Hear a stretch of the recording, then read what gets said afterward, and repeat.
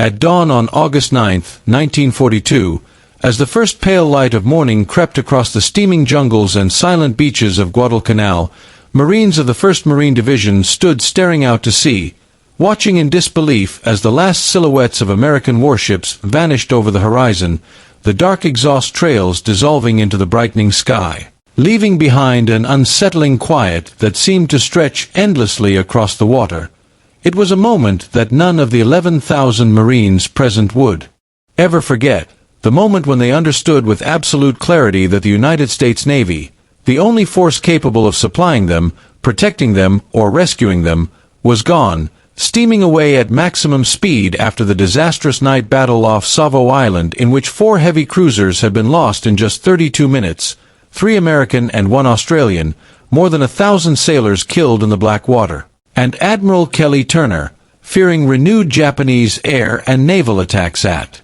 any moment, had ordered all ships to withdraw immediately, leaving the Marines ashore with less than half their intended supplies, only 17 days of food, much of it captured Japanese rice crawling with insects, barely 4 days of ammunition, no reserve equipment, and a half-finished airfield, Henderson Field, that represented the only strategic reason they were even on the island. As the Marines watched their lifeline disappear, young men like Private First Class Sidney Phillips, who had enlisted the day after Pearl Harbor at age 17, and his friends from H Company, Woody Brown, Jim Young, Roy Gerlach, and Art Pendleton, all teenagers of the 81mm mortar platoon, felt the weight of the moment settle onto their shoulders, realizing that what lay ahead was not simply another military assignment but the fight that would decide whether they lived or died, whether the Japanese would reclaim the Solomon Islands, whether the Allied supply route to Australia would remain intact, whether America could halt Japan's expansion at all. And overseeing all of this was Major General Alexander Vandegrift, a seasoned veteran of jungle warfare in Haiti, Nicaragua, and China, who read Admiral Turner's withdrawal order with grim understanding and turned to his operations officer, the brilliant and battle-tested Colonel Gerald Thomas, to begin shaping the defensive perimeter that would hold Henderson Field at all costs, a 5-mile-wide, 2-mile-deep crescent of foxholes, hastily erected wire, artillery positions, and machine gun nests carved out of choking humidity, dense vegetation, and hostile terrain, while Japanese aircraft from Rabaul began their daily raids on August 10th, blasting the airfield, killing Marines, and forcing others, like Phillips and his mortar crew, to fill craters with coral, haul ammunition under fire, and dig fighting holes in soil so wet it never fully dried, all while the invisible enemies of malaria, dysentery, fungal infections, and jungle rot began disabling men even faster than bullets or bombs, and rumors spread that the anti-malarial drug atabrine caused sterility, causing many Marines to spit out their pills and unknowingly ensure that by December nearly 2/3 of the 1st Marine Division would contract malaria. Yet despite sickness, hunger, stench, and constant fear, the Marines held the perimeter as intelligence officers and coast watchers like the courageous Martin Clemens provided warnings of Japanese movements, including the landing of Colonel Kayaneo Ichiki's elite detachment east of the perimeter, a force of roughly 900 to 1,000 soldiers who believed, incorrectly, that only 2,000 Marines were on the island, and who prepared to attack across a narrow sandbar at the mouth of the Illa River, known by the Marines as Alligator Creek, where Colonel Clifton Cates positioned water-cooled Browning machine guns, riflemen, artillery registration points, and interlocking fields of fire that, in the early hours of August 21st, unleashed devastating metal storms against wave after wave of Japanese infantry charging across the sandbar screaming battle cries, a slaughter so overwhelming that dawn revealed hundreds of bodies piled in heaps along the creek bank and in the surf, a shockingly decisive victory that shattered the myth of Japanese invincibility, proved to the Marines that they could withstand even elite enemy forces, and ignited a fragile but essential belief that they might survive this ordeal if they held together. And among those walking the carnage that morning was young Sid Phillips, who had listened helplessly as the battle thundered only a few hundred yards away, his mortar platoon never receiving firing orders because the machine guns alone had annihilated the assault, and who later watched Lieutenant Colonel Edwin Pollock use his own body as a range marker for adjusting mortar fire. A gesture both fearless and surreal, and saw General Vandegrift himself inspect the line with a shotgun-armed bodyguard, a silent testament to how close the enemy had come and how fragile the defensive perimeter truly was. Yet even as the Marines absorbed the lessons of Alligator Creek, that preparation, discipline, firepower, and sheer determination could destroy even the most confident and aggressive Japanese assault, they understood that Ichiki's force was only the first of many, that the Japanese High Command would never tolerate an American foothold in the Solomons and would surely respond with greater numbers, more artillery, and more complex tactics, especially once they realized the Marines had survived the withdrawal of the fleet, the bombardments, and the first major ground attack. And indeed, far to the north in Rabaul, Major General Kyosuke Kawaguchi was already preparing a far larger and more sophisticated offensive, planning to strike Henderson Field not directly from the east along the coastal plain where machine guns and artillery could annihilate frontal assaults, but from the south through dense, nearly impassable jungle ridges and ravines that Americans considered unapproachable. His strategy built on the assumption that the Marines would not expect a major attack through such inhospitable terrain and therefore would be weakest there, an assumption that nearly proved correct had it not been for the instincts of one extraordinary Marine officer, Lieutenant Colonel Merritt Red Mike Edson, commander of the 1st Raider Battalion, a lean, sharp-eyed, red-haired veteran of brutal counterinsurgency fighting in Nicaragua, whose mastery of jungle warfare and night combat made him one of the most perceptive leaders on the island. For on September 9th, while walking the ridge south of Henderson Field with Colonel Gerald Thomas, Edson studied the terrain with binoculars, noting the natural funneling routes, the concealed approaches, the commanding high ground, and the proximity of the ridge to the airfield, little more than 200 yards, and declared with absolute certainty that if the Japanese attacked from the south, they would come through this ridge, which later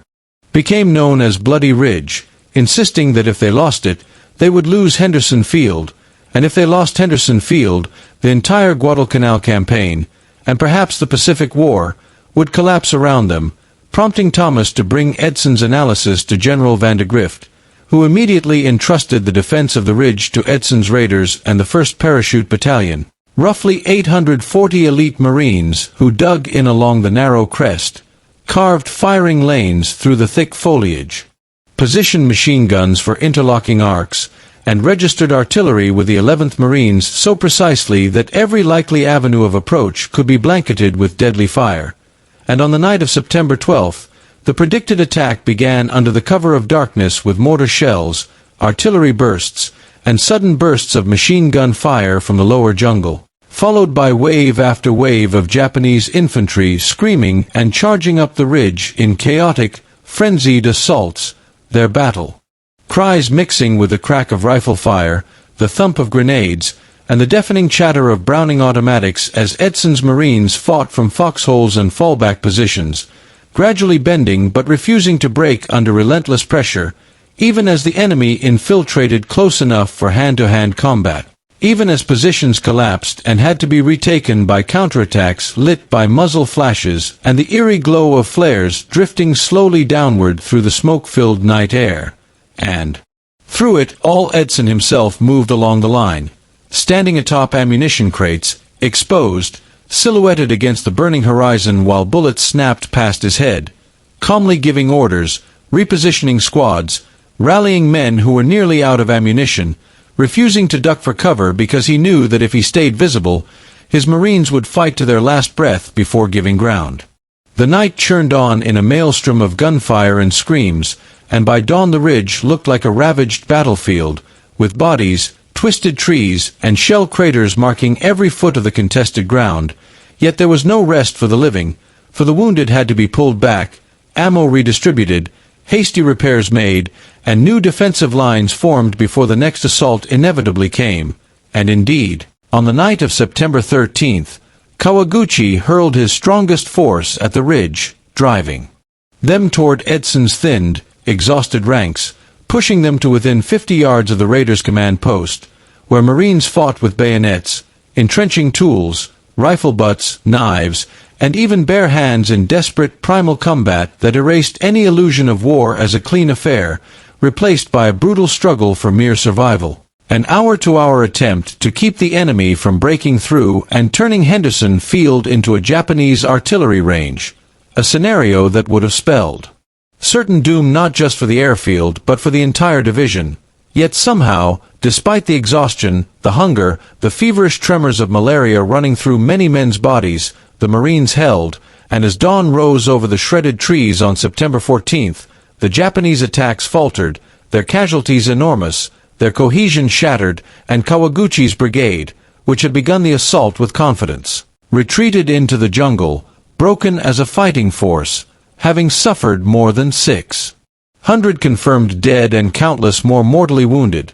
while Edson's combined force suffered 57 killed and over 200 wounded, but emerged victorious in one of the most critical defensive stands in American military history,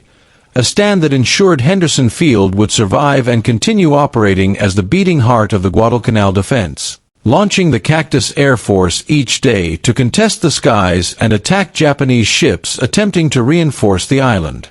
Far away in Rabaul, Lieutenant General Harakichi Hyakutake read the after-action reports from Kawaguchi's defeat and immediately recognized the strategic catastrophe it represented for Japan. For while Japanese forces were only 30 miles from capturing Port Moresby in New Guinea and cutting Australia's lifeline to the United States, such an offensive could not succeed so long as the Americans held Guadalcanal. And so the entire Japanese strategic direction shifted in an instant as Hyakutake suspended the New Guinea advance and redirected troops, artillery, naval support, and aircraft toward a single goal: annihilating the Marines on Guadalcanal and retaking the airfield that had become a dagger pointed directly at Japan's southern flank. And as Japanese priorities shifted, their naval response intensified dramatically, culminating in nocturnal bombardments where cruisers and destroyers rained thousands of shells onto Marine lines, culminating in the infamous night of October 14th,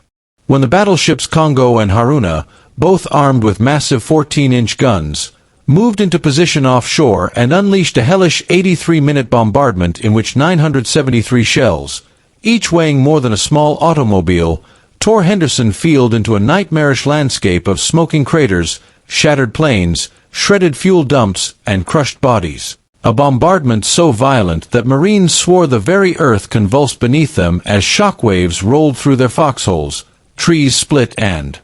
burst into flame, and debris rained from the sky like burning hail. Yet in the aftermath of this unimaginable destruction, the Marine engineers, exhausted, hungry, sleep-deprived, and shaking from fear, climbed from their holes at dawn and, with a stoic determination that defied comprehension, began to repair the runway by filling craters with coral and rebuilding sections with salvaged steel planking until, astonishingly, by noon aircraft could again take off, and by evening, planes could land. A feat the Japanese believed impossible and one that led them to misjudge American resilience throughout the campaign.